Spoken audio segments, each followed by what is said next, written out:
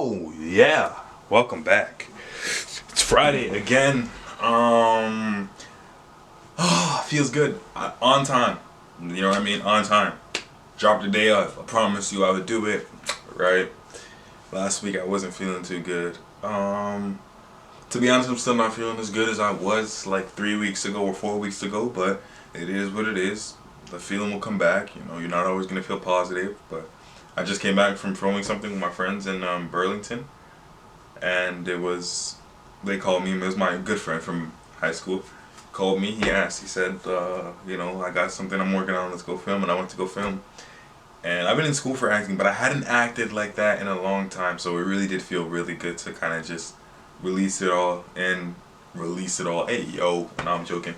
But kind of just release it all and kind of just act again with freely, not necessarily practicing acting, not necessarily but it's nice every once in a while to act without having a constant actor ear in your view or your professor saying, what is the meaning behind this scene, right? What kind of scene is this? Is it a love scene? It's like, it's just, I love him. I love my professor to death, but it's just nice to kind of act freely and remember why you started and remember your passion. And I think I needed that a lot coming off of last week because I was very down about myself, about the way I was going, about I was just feeling very down. I did not want to post until I got a call from my friend, and he's like, "Yo, where you at?" And I was like, "Yeah, where am I at?"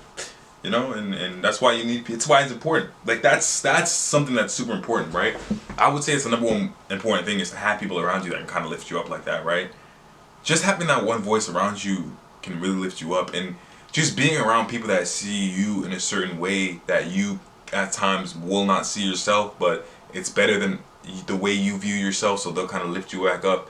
You need things like that, right? You truly need things like that, and not necessarily just that, but you also need things like just positive energy to be around. I talk about energy all the time because like I really think that's like a cheat code. Like nobody understands how much negative energy affects you. Example, today I needed today. Should I say that story? You know what? I love you guys, and no one's even watching yet, right? I mean, for those of you watching, I'll tell you guys anyways. But it's little mind games, right? So sometimes people who might not see you, might not be around you, they try to do little things to try to get in your head, kind of, right? There's this. I wouldn't say I don't like him anymore. I really don't care anymore. But there was this guy that I really just couldn't stand before.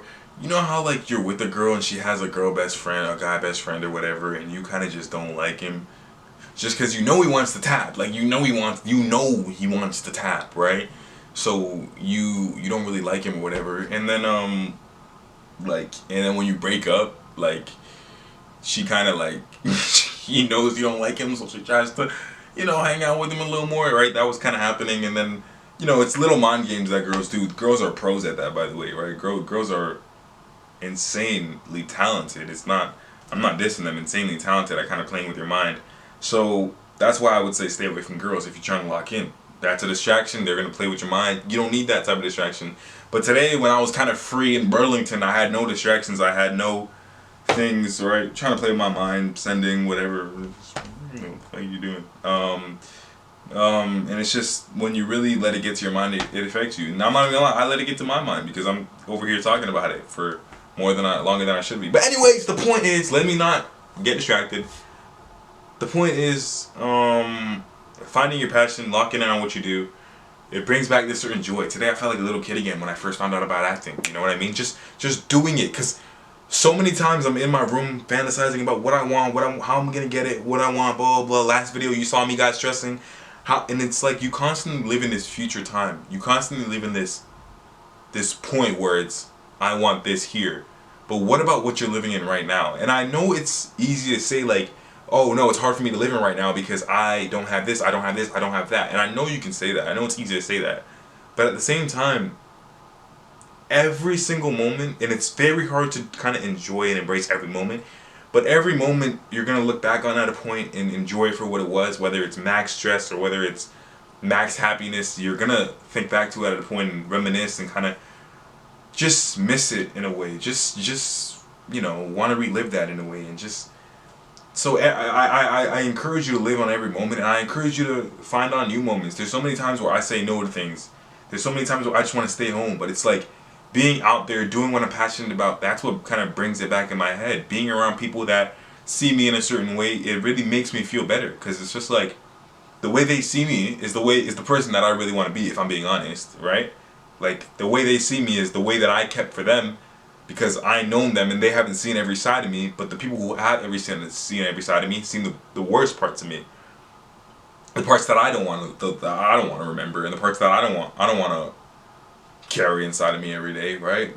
And that's just the reality, is they've seen those sides. So regardless if they want to or not, naturally when people see those sides of you, they kind of view you that way, and they will always view you that way, right? So being around new faces, being around faces that have seen you in a different light, it's okay to make mistakes, but just, you know, being seen in a certain perspective, it's really good, and it's really healthy, I think. And today I really felt that. I felt